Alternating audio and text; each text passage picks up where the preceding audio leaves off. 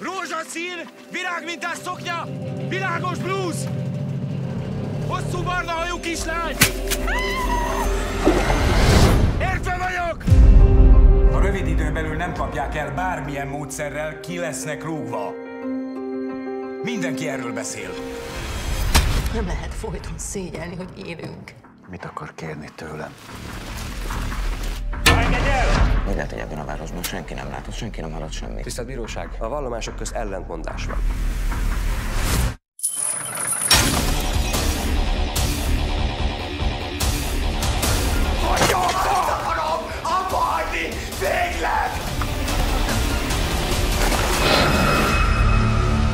Ebben az országban nincsenek sorozatgyilkosok.